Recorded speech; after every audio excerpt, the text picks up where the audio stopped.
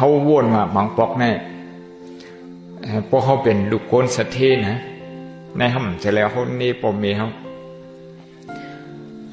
เพราะเป็นลูกคนสะเทไหนเขาอ่องลีก็มันดิอ่องเจ้าอ่องหรือไง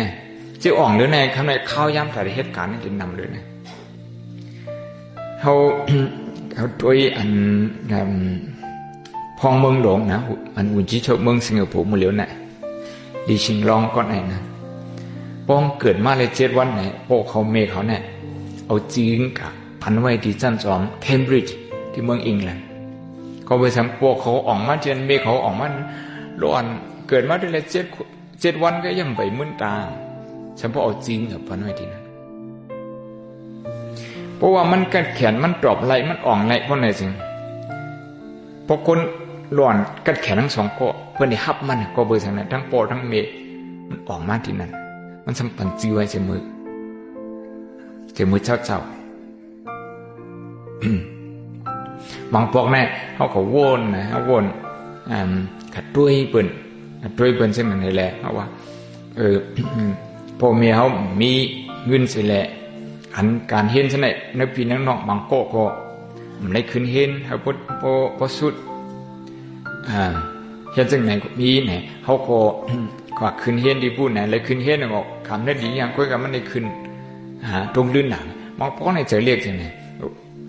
ก้อยก็ขึ้นมาโวนขึ้นนะโปเมียเขาเนี่ยส่วนในส่วนเปลี่ยนการเห็นอันเขาเลยมาใช่ไหมคำเลยสิ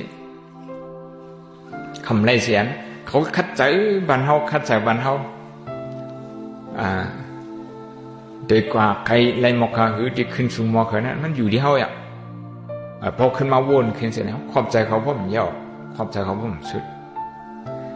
อันที่ไหนได้ใครว่าซึ่งใน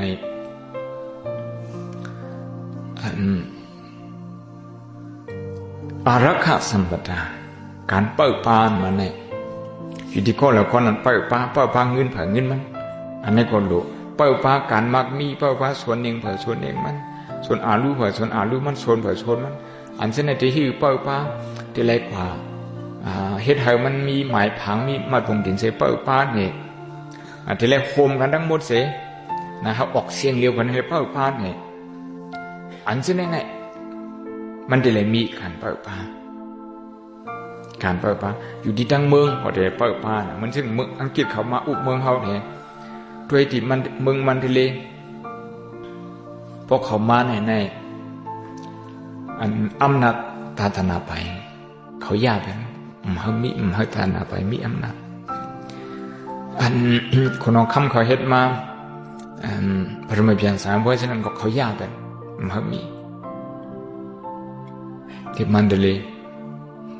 อันไหนมันกว่าขาดที่อารักขาสัมปทามันขาดที่ภายโลกีเพราะขาดภายอันนั้นไหนเจ้าเขาที่มันได้เลยสื่ออันสื่อสาวเชื่อสอนเด็กสอนไล่อันจะการเด็กที่นี่ก็มันอยู่ไล่เพราะเหมือนชาวเท่าเนี่ยก็เข้าเถื่อนใช่ช่างคำทรามันเจ้าหนุ่มๆก็เมื่ออังกฤษจะเอามาน่ะนะที่มันเจ้าหนุ่มที่มันได้เลยใช่ไหมเขาก็อ้องกายอะไรกว่า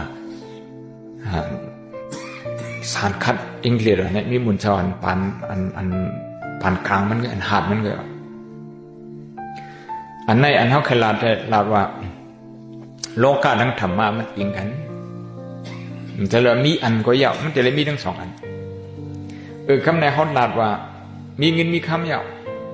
เมื่อเดี๋ยวในก้นเมืองปังร้องพอขัดแจกเอาโมปนมา10 ปีเนี่ย9 คนน้ำหนัก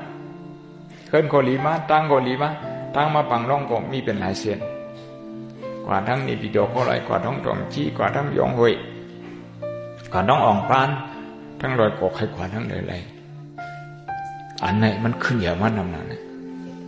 พอขวัดเตี้ยเอามือปานมือกูปอกมือเหลียวในขึ้นในเมืองปังร้องเนี่ยขึ้นอันมือเหลียวขอจะผ้าปังร้องน้ำหนักมือเหลียวมันปองคนมีไผ่เอาหมักตาไผ่เมืองกูนี่ด้วยนี่แหละมันเหลียวลีนั่นเขาลีมาตาถึงจันหนึ่ง